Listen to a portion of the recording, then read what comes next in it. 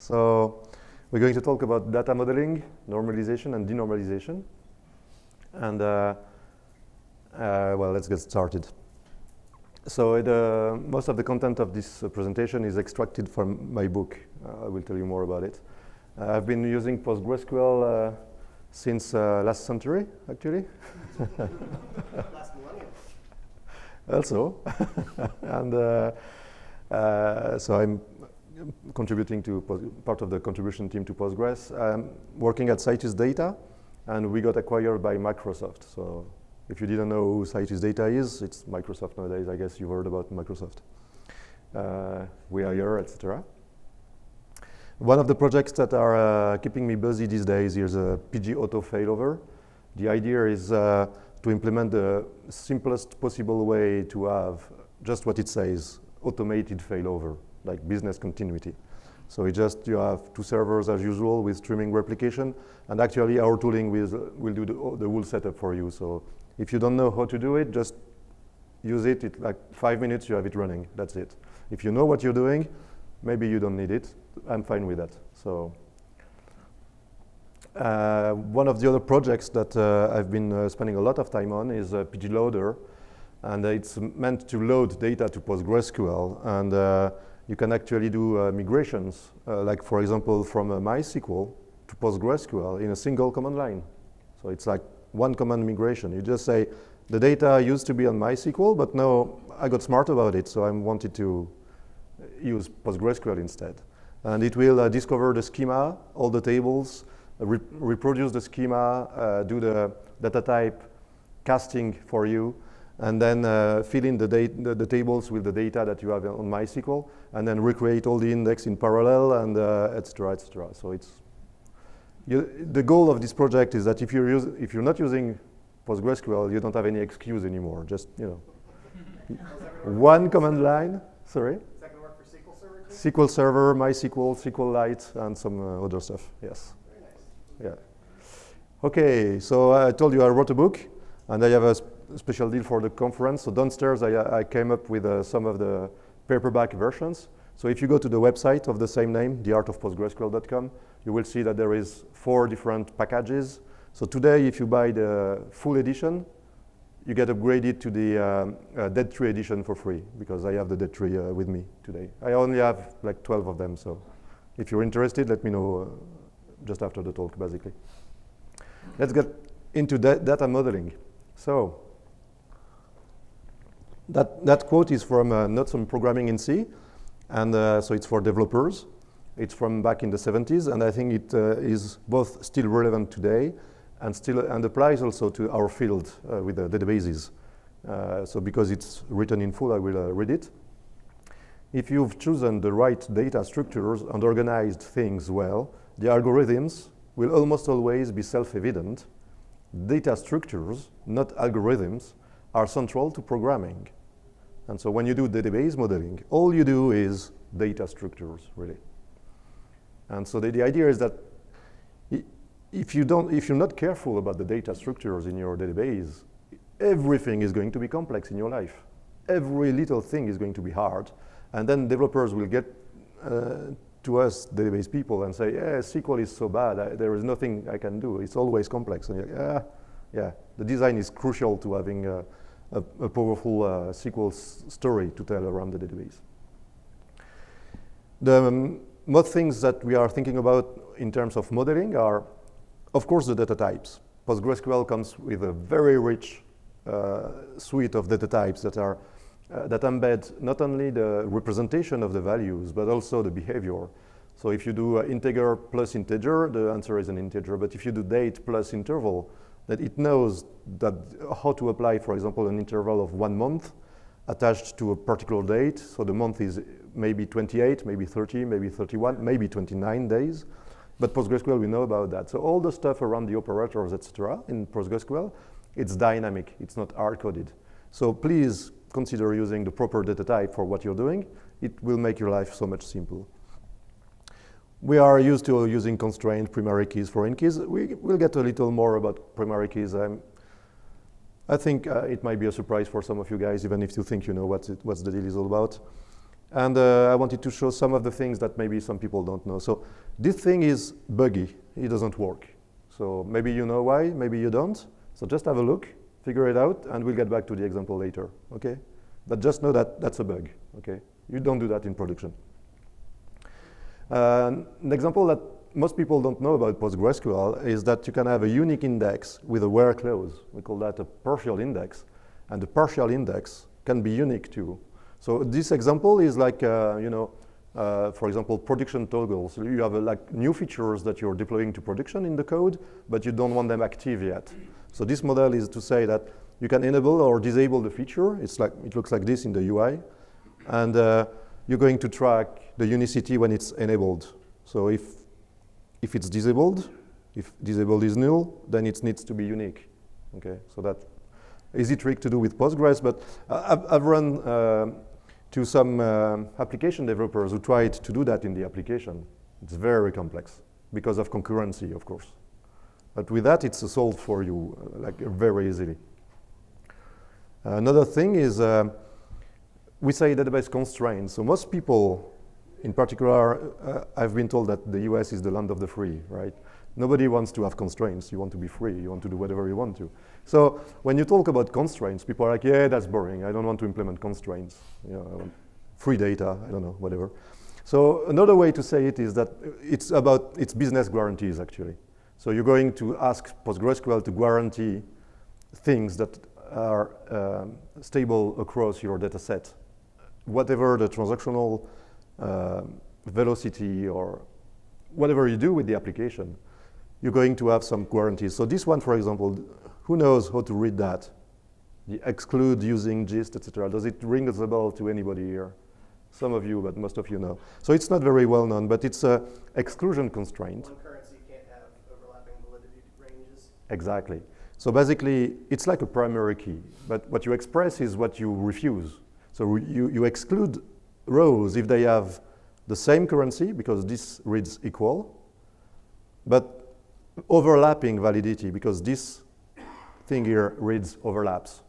So you refuse rows that has the same currency and an overlapping validity. So good luck with implementing that in the application. It's easy enough unless you have two inserts at the same time that are not respecting that, but the application is only going to see one at a time, right? But you have two of them happening at the same time. And PostgreSQL is going to be happily pick one and refuse the other. So you can have pretty complex guarantees implemented as database constraints. So here, exclusion constraint. And why do we do constraints or guarantees? The goal that what we're trying to implement with that is actually a protection against anomalies. So the whole discussion around normalization of databases and normal forms, we're going to get to normal forms in a sec. The whole goal around it is to avoid anomalies. Okay, so what are database anomalies? You have three of them, basically. Update anomaly, so this schema is wrong. So you have the employee ID here, his address, and some skills that you can assign to the employee, but you can see that for each skill, you have the address again. So when you update, here, look, this guy is living at two different places at the same time. So that doesn't look good. It's called an update anomaly, and it's because of the schema. If the schema is right, this cannot happen, but this schema is wrong, so it may happen. And if it may happen, it will, right? Murphy's law, everybody knows that, yeah. Insertion anomaly. Here it's like teachers in a faculty, and you hire them, and they have courses, but the only way you can enter them in the system is when they have a course assigned. So what if you recruit someone, but he doesn't have a course assigned yet? Because maybe you recruit that guy over the summer and course only starts in September, something like that, I don't know, whatever it is. But so that's insertion anomaly. It's, again, because the schema is not right. It's not proper schema. It's obvious when you see it, but then there is the deletion anomaly, of course, so insert, update, delete, that's the anomalies. And here, if the guy is removed from the course, well, then you lose every information you have about the guy. So maybe you're allowed to have to keep the record, but unassigned just the course to some people. So that's very basic, but that's the problem we are going to solve with normalization. And before we get to normalization proper, it's another quote from the 70s. All of that is based on work done in the 70s. So I'm going to read it aloud again. It's from Fred Brooks, and he said, show me your flowcharts. It's from the 70s, right? So show me your flowcharts and conceal your tables, and I shall continue to be mystified. Show me your tables, and I won't usually need your flowcharts. They'll be obvious. Okay, so what it doesn't say here, that only applies if you did a proper job of normalizing your data set. Yeah. Most of the case as a consultant, when I was reading through the schema of my customers' work, I would be like, oh, what is your business all about? I don't understand anything. But if you do the schema right, you look at it and you're like, oh, okay, it's obvious. Everything is obvious. So when you have an application schema you're working on, if the business that you implemented is not obvious from looking at the schema, well, the schema is maybe wrong. Maybe the business is very complex. Maybe the design is not so good. Oh yeah, so that's a question I have also often. So what kind of tooling would you use to model a database? So in my case, I use pSQL, the command line client for Postgres, with the following trick. So you do begin, and you create your schema, your tables, you do whatever you want to. And the trick is PostgreSQL, I think, it's unique in the market. No other database, I think, has transactional DDLs. So if you use Oracle, for example, not to name names, but too late. If you do create table or maybe drop index or something, they implement what they call an implicit commit. So then you do, oh, by the way, rollback, and it will be like, what rollback? There is no transaction in progress, which is the most scary error message you can read in a log. There is no transaction in progress. Yeah. Review your logs and try, yeah, if you see that, that's scary. And I've seen that a lot. So at customers, yeah. And the trick is, so you begin, you do whatever you want to, and then you roll back. And what I usually do is, in between the insert and the rollback, I would try to implement like maybe 2, maybe 5, maybe 10 different use cases for the business. Like queries that everybody's going to want to run. Maybe financial report, maybe activity report, maybe just the basic inserts and update, and like 6 or maybe a dozen cases. And if it feels right writing the SQL query, then you commit rather than roll back. But of course, for the first time you do it, you're going to miss things. So you do that, and then you write the queries, and they feel like hard to write. It's not working very well, but then you run them, and there is a rollback. You don't care. And you can do that as many times as you need.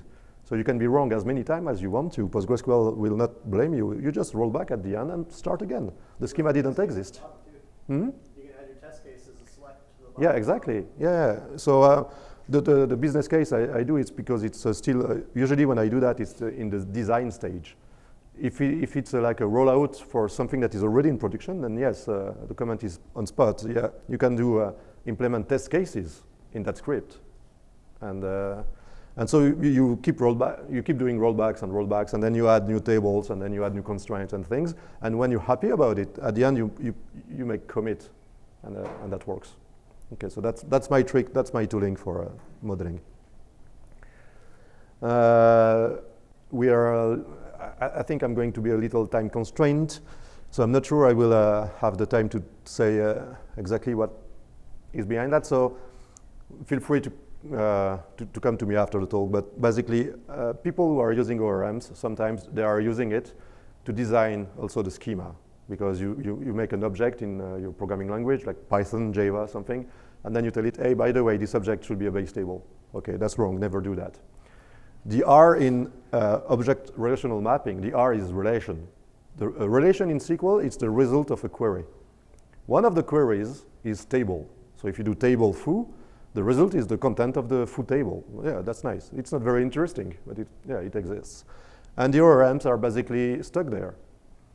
Any query you run is defining a new relation. So they should map on the result of the query rather than at the base tables. And when they map on the base tables, then everything is complex, and they're telling you, oh, ORM is such an R problem to solve. Yeah, don't solve it. Yeah. So anyway, that's my, this talk is not meant to help you work on your database schema if you're doing it with an ORM. Sorry about that. So we saw the database constraints, some 101s about it. We saw the database anomalies. We want to avoid anomalies. And we said we want to have a proper design. So what is a proper design? How can you express? Is it possible to express like a quick set of rules that if you follow them, you know that your design is good? Well, I'm happy that you asked, because that's what they did in the 70s. 70s was Unix invention and also database inventions. So you get some of the principle and philosophy. It was the same word at the time. So those are the Unix principles. And basically, in modern terms, you say, don't repeat yourself. It's the dry principle. So applied to database normalization, it looks like this. So who knows about the normal forms? Who's applied them like exactly like what they mean? Exactly. Yes, in a database schema. Normalized till it hurts, denormalized. Yeah, let's get to that. Yeah, let's get to that. So the first normal form, it's easy. It looks easy, but I think half of you guys are going to be very surprised in a couple of slides. It looks so easy, but most of the schemas I've seen, they don't follow that, okay? The first normal form is there is no duplicated rows in the table, and that's tricky. Each cell is single valued, so that's easy to do, but many people are using CSV in a text field, so don't do that, but that's obvious, right? So, and entries in a column are of the same kind, but PostgreSQL is going to provide that for free for you. You declare a data type and that's it.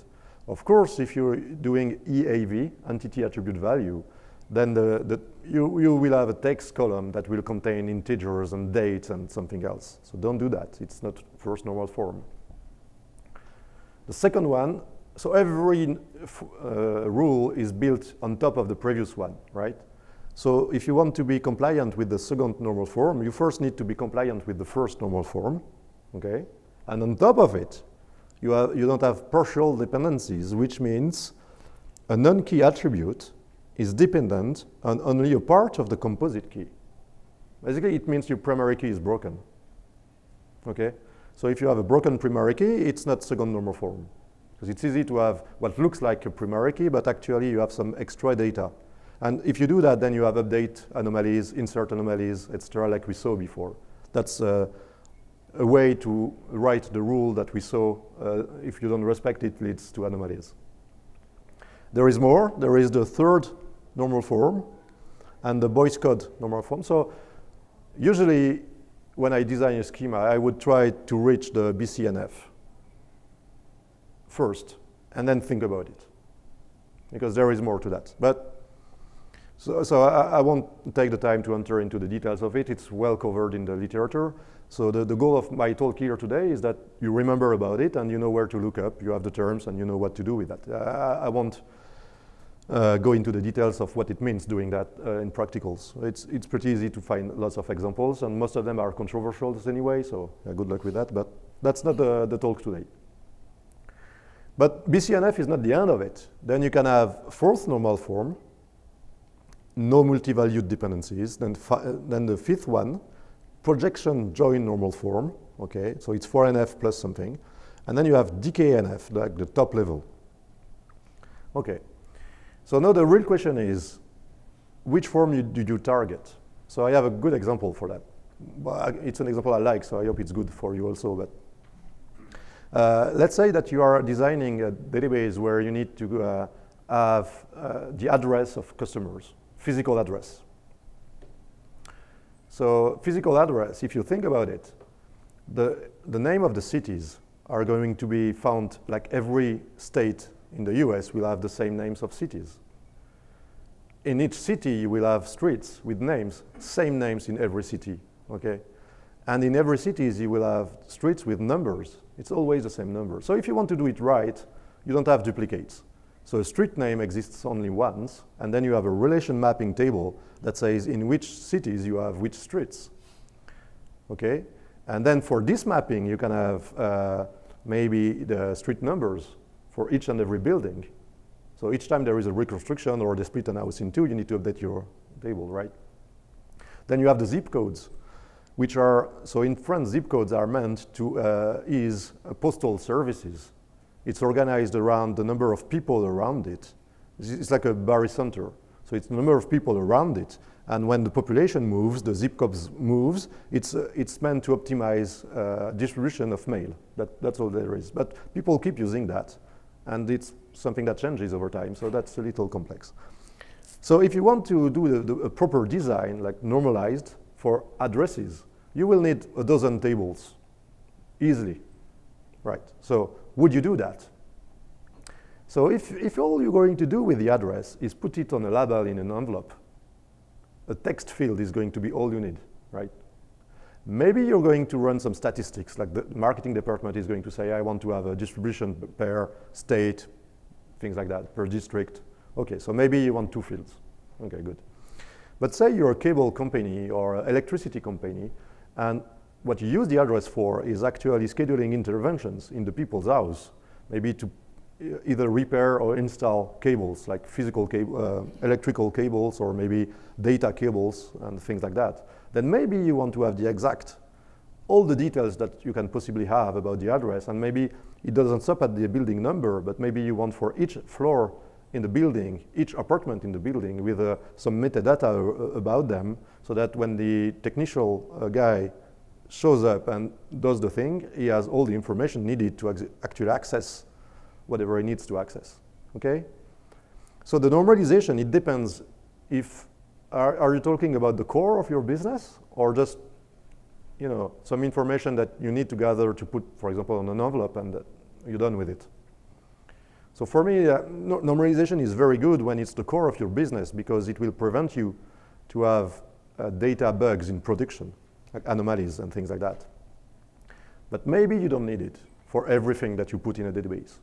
So that's where you need to know what you're doing. And that's where, as database people, we need to understand the business we're trying to solve. Otherwise, you don't know what you're doing.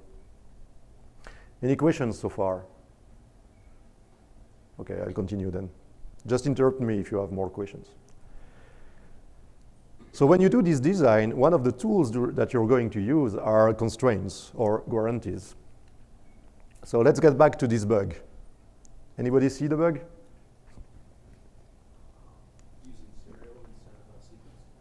So in PostgreSQL, big serial is actually going to create a sequence for you and then attach it to the table. So it's the same if you say create sequence or just use big serial. Null primary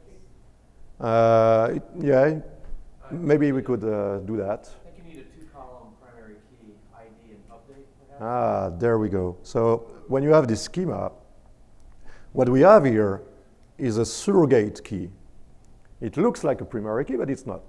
It's a substitute for a natural key, right? Because if you look at it, the article, the fact that, it would have an ID or not, it doesn't change the nature of the article.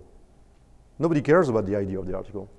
It's like, it's a property you're adding to your schema to make it easy to track, but it's not part of the definition of an article, right? So it's not natural key. And what does it mean is that you can perfectly insert into that table those 2 values, and you can see that same publication date, same category, and same title. And yet you're saying, I have a primary key. They don't have the same idea. Yeah, for all practical purposes, you have duplicate information in the database, okay? So would you agree that this is a bug? Yeah, okay, so how do you fix it? Well, it's not compliant with the first normal form, because you have duplicates. So how do you make it so that you don't have duplicates? You use a natural primary key. So the natural primary key maybe would be category, publication date, and title. Then you can have a discussion with the journalists. Are you allowed to reuse a title from the past in a new publication? Because history is a cycle, I guess yes. So I made it that way. But maybe they don't want you to do that. So you can have a chat about that to understand the business better. But now that we have this primary key, we're good with actually preventing duplicates. So that's better. But what's next? If it's an online journal with comments, for example, well, then the comment table needs to refer to the article you're commenting to. And the reference, the foreign key reference, is going to need to have the 3 columns Otherwise, there is no way to reference a single article, because the primary key that we have is a composite key over the 3 columns. So now every table that is going to reference the comments table, the article comments, are going to need to have 3 extra columns. And if you have like billions of articles, maybe that's not very good to have all these extra data everywhere around your schema. So can you fix that? Here is how. So another way to spell a big serial and the sequence is to say generated always as identity. So that's nice. You do that. And then you say, here is my primary key. And by the way, the ID is unique, so that you can actually use it in foreign keys.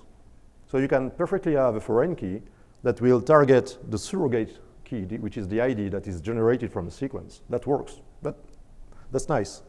It's not null, it's unique, and you can use it for foreign keys. And so you can still use your surrogate key, which is very practical for that, and protect your data with a natural primary key. And then we solved the bug. Questions so far? Yes? I'm kind of just wondering would it be an option to also add the ID to the primary key? If you do that, or why would you not do that? Or why would you? So the question is adding the ID to the primary key, but then if you have 2 lines with exactly the same content except for the ID, the system will be happy with that, and it's a duplicate. So you're back to square one.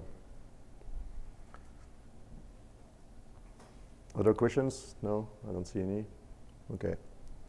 So that was the primary key. Everybody thinks they know how it works, and we see that it's not that easy. But we have many other constraints, and PostgreSQL will, for example, have foreign keys, not null, check constraints, domains, exclusion constraints, and even constraint triggers if you need to go that way. So again, I will show you some other examples. The goal of this talk is not to dive in every of those things. It's more like to remind you that it exists, and for a good reason. So that's what you use to normalize your schema and provide guarantees that things are going to look exactly like the business thinks it should look like. Okay? And remember about that thing with the date range for the validity, that's pretty useful. So that was data modeling and normalization. And in the title, we also said we would chat about denormalization. So the first thing to say is don't do it. Right? I've seen so many schemas where you're like, it's not really normalized. What's happening there? And the guys are like, well, yeah, we needed to optimize it, so we did a little denormalization. When people say that, usually what it means is they have no idea what a normal form is or how to apply it to a database schema, but they're happy to tell you they're smart enough to optimize it anyway. Yeah, and sometimes, surprise, you have bugs in production because of that, sometimes. So the thing you should do is, first you normalize your schema up to a level that you're comfortable with, depending on the context, of course. And then you try things, and if you have a production problem, usually it's performance oriented. Because of the normalization, then you can think about optimizing it away with denormalizing maybe bits of it. But if it's never run in production, then you don't know you have a problem. So it's called premature optimization, right? Everybody knows the quote from Knut. Well, maybe not. So everybody is able to quote that premature optimization is the root of all evil. Okay? It's not the quote, actually. When he wrote it, what he wrote doesn't mean that at all. So maybe I should read at least a part of it. Maybe all of it. Programmers waste enormous amounts of time thinking about or worrying about the speed of non-critical parts of their programs, and these attempts at efficiency actually have a strong negative impact when debugging and maintenance are considered. It's exactly the same thing with the database schema. If you think you're going to be smart about it and optimize it a little, then every single SQL query you're going to write against the schema is going to be more complex than it should be, slower and harder to maintain. Now let's continue with the quote. You should forget about small efficiencies, say about 97% of the time. Premature optimization is the root of all evil. Yet, we should not pass up our opportunities in that critical 3%. See, it's a little different than what people usually say about this quote. So the whole trick is 97% of the time, just don't do it. Like, you don't have an excuse, you don't have a, it was not in production yet, there is no data in the table, you don't have a problem, so just normalize it. But what about those 3%? How do you recognize them? Well, it's called experience, so you've been wrong before, so you know it smells. You're like, no, I did this thing, I know I need to do something about it before it gets bad in production. But if it's never been a problem for you in production, you don't have this feeling for the 3%. So you need to be wrong sometimes, and then you can fix it. And so how do you fix it when you've been wrong and know it's a problem? So the first trick I want to show you is cache. It's the same in every context, right?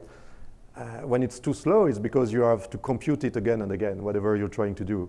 And then, rather than maybe computing it again when people ask for it, maybe you can implement a cache.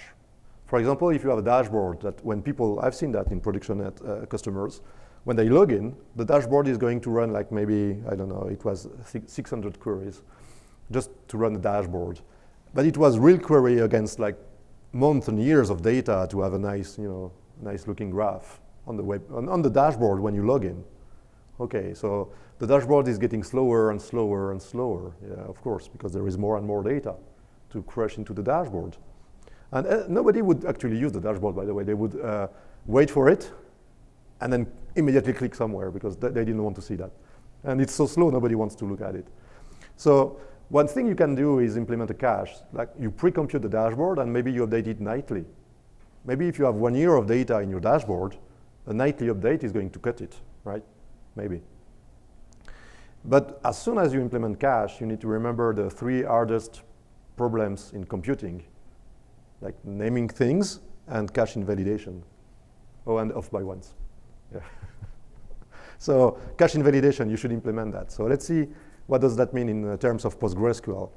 So here is a query. That's an example from Formula 1 races. So it's people driving cars, getting as fast as possible and maybe winning the thing, and then you have points. And so you can have a dashboard, nice dashboard with cumulative points across the season, maybe.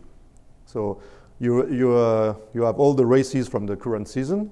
And see, that's a pSQL script, by the way. So you can actually set a variable to a value and then use it later in the query.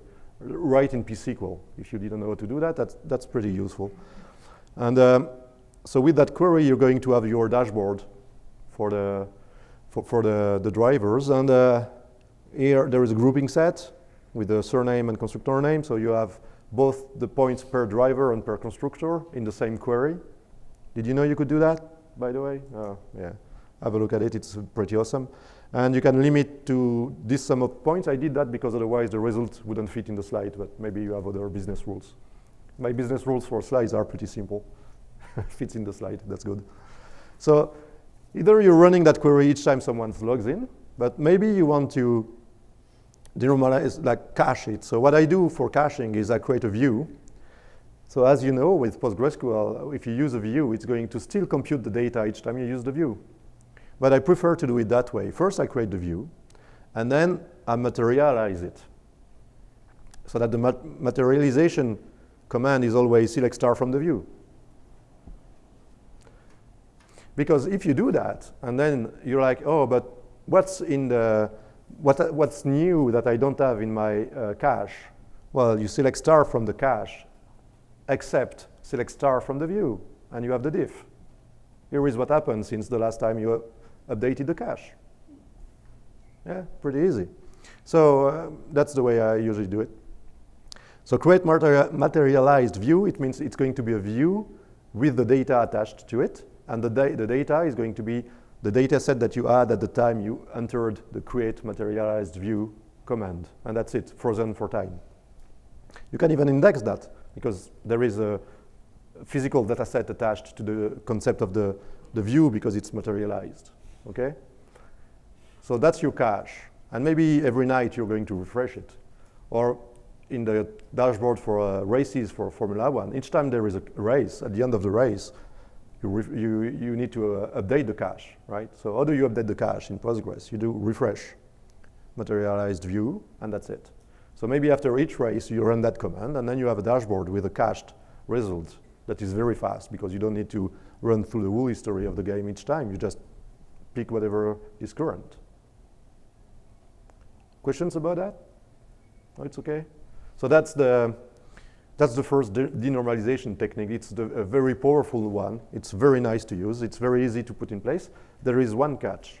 In PostgreSQL, when you do that, you need to integrate the cache in your application. It won't happen magically. It's not because if you run the same query as in the view, PostgreSQL doesn't care. It's going to run the query, that's it. Some systems, if you run the same query as in a materialized view, it's going to pick the materialized view for you automatically. PostgreSQL doesn't do that because PostgreSQL tries to always have a correct answer, and there is no technical way to know that the cache is updated enough for your taste to be correct. So you do it manually in the application. Okay? Questions or? So other denormalization techniques. Another thing that you might want to implement, where it's basically impossible to be normalized, is audit trails. Because when you change the schema of the application, and it will happen, the only way that your schema is not changing is because nobody's using your application, it's dead. Okay? If it's alive, it's going to change because life is changing always. And it's going to change in ways that you didn't think about at first, and it's normal, it's life. Okay, so your tables are going to have new definitions over time, which means that if you have an audit trail of everything that happened, well, either you have the audit trail unmodified, or you have a difference of schema in between the audit trail and the production, because the schemas are going to change. So the technique I've been using is storing that in JSONB. It used to be HStore, but JSONB nowadays is easier, it's integrated. So you can create an archive schema with a table, or we even create an enum type with insertably delete, because that's basically what's going to happen to your data, right? And you can have older versions of any row, like from this table, at this date, we did this action, and that's the data attached to the action. So if it's a delete, that's the data that was just before the delete. If it's an update, before the update, or things like that. You can even store before and after the update. Depends on your needs for an audit trail. And when you do that, because it's JSONB, you can change your schema in production without having to impact the archive, right? So if a column is dropped from a table, you still have the values of the column in the archive. That's pretty useful. Questions about that trick? Yes? Just to clarify, when you say data, do you mean data before the change? So yeah, good question. So the data here, it's JSONB, so the system doesn't know what it is, really. That's what it means, schemaless. JSONB is a schemaless. So it doesn't know what it is, so you need to define it. It's cool because it's very flexible, you can do whatever you want to, but also it's not specified by the schema, it's specified in your code instead. And I haven't used that a lot, but I think there's a built-in function, is there not, where you can do a row to JSONB? Yes. So when you're selecting to archive, yes. you say row to It's very easy to write a trigger. It's not included in the slides, but it would fit in a slide. Okay. Yeah, with the included functions in Postgres. The one trick is, let's say you have a table named foo. You can select foo. Foo is also the data type of the table. So you can select foo from foo. And the result is a row type. Okay? And then you can select foo cast to JSONB. And that's it. You have a JSONB that is the same as the table content. So that's as easy as that. Another denormalization trick that I like is validity periods. We had a glimpse of it before. So it's the thing where you exclude using gist with equality and overlapping, which means that for a given currency, you can only have one rate that exists in a given validity date range. So for example, here, I'm just finishing the example and then taking the question. Here, for example, the rate is euro, the currency is euro, and that's the date we are interested into for the value. So maybe it's the current value that you want, so that would be current time, current date. And maybe you're interested into something in the past because you're reviewing last year financial auditing situation, something like that. And so you can have the rate of your currency at the time of the invoicing, for example. And so you can update your currencies and still have the whole history of what was the rate at the time of the invoice. And then you can use that. This operator is pronounced contains. So validity contains a date, and you can even use that in a join. Question? So the question I have, we're still on 9.6.x, and that date range data type, I don't know, I've never used it, and maybe that's perhaps why I will say I've never seen it, but is that built in, or is it? It's built in. Okay. I can't remember, I think it's 9.5, where we had it. Earlier? Okay. We're on 9.6 too. I know it's Okay, so you have it. So you should have it already. And it's covered in the docs. So yeah, have a look at the PostgreSQL docs. You're not coding with ranges, your life has not. Yeah. Ranges is very good. There is a couple of tricks, like to be able to do that, you need to create the bitregist extension, but it's covered in the documentation.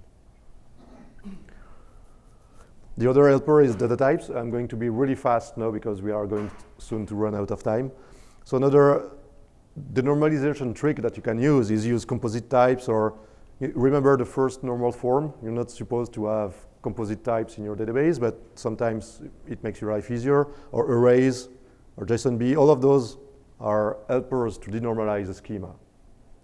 If you don't know what they are, just, the slides are going to be published, so you just look at the slide and look in the documentation. Everything is covered in PostgreSQL documentation, apart from this guy, HLL, so it's an external website, but it's easy to find it. It's hyperloglog. Very quickly, another case of denormalization that people like to use is partitioning. I like to remind that it's a kind of denormalization. Okay. Up to PostgreSQL 10 included, it was not very good. The support in PostgreSQL was not, there yet. PostgreSQL 11 is making it very nice, and Postgres 12 is going to improve that a lot. So have a look at it. It's going to be covered in the blog post and everywhere, what's new in PG12 about that. But just remember that you can actually use it nowadays. But it's a kind of denormalization. So it's not always easy to have foreign keys pointing to a partitioning tree and things like that. So you don't have the same kind of constraints, guarantees that you would have without it. So it's denormalization. And I'm not sure how much content I have, but so with PostgreSQL you can implement also not only SQL. Oh yes, that's useful. Thank you. And so that's schemaless with Postgres. Did you know you could do that with the JSON? So Because I attended the JSON B. nice. There was So for those of you guys who were not in the JSON-B conference earlier today, you can actually, the contains operator that works for validity date ranges, it also works for looking into a JSON, and that would be a template. And you say, I want all the cards that are matching this template. So that's pretty powerful. All the cards are converted man across the two or less that are. Yeah, you can do things. And this is a quick example, because denormalization, it's the schema, but sometimes people do that for performance reasons. And one of the main performance thing in PostgreSQL that might be a problem for you is durability, because it takes resources to implement durability. But you can turn it off. What people don't realize usually is that you can turn a synchronous commit to different values in each different transaction in the same PostgreSQL system. In some other systems, either you are synchronous or you are not. In PostgreSQL, each and every transaction has that property. So in the same system, at the same time, you can have some things that happen to be of high value to you. So you are remote apply, it means it needs to be replicated and visible on the standby. Or maybe off, which means like if we crash, we lose it, no problem. Maybe it's a session, HTTP session or something like that. And all of that can coexist in the same database at the same time. And you can use alter user to set like profiles to different connection strings so that it's easy to manage from the application. You can even do that in a trigger. Like if we spend more than 1,000, then yes, I'm happy to wait for the standby. Otherwise, no, you know, I can lose it. Not too bad. And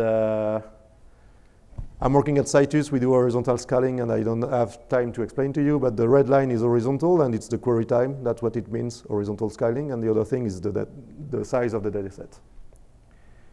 And if you're interested, all of that comes from the book, so have a look at it, theartofpostgresql.com. And do we have time for questions? Maybe one question. Okay, so the slide is wrong, sorry. One question. Yes? What about denormalizing in the case of like skipping joins or skipping, I guess skipping joins is like the main. Okay, so the question is, what if we want to denormalize because we don't want to have a join in the query, right? Yeah. Yes. Okay, that's premature optimization. You have no idea if the join is going to be a problem or not at this time, so just live with the join. Join is not a problem with PostgreSQL. We have many different ways to implement joins in PostgreSQL optimization layers. So usually PostgreSQL is pretty good at normalized schemas. Usually. There are cases where like you want to filter on both sides of the join, and like a hash join has to apply both filters, whereas like a nested loop Yeah. may not be able to like apply both filters. Yeah, there are many things you can do with optimizing queries before doing denormalization. So I would advise that there is other steps before you. Denormalization is pretty advanced and critical. It's very hard to get back to a normalized schema after you denormalized. So only do it when it's like you don't have anything else to do. That would be my advice. Thank you very much.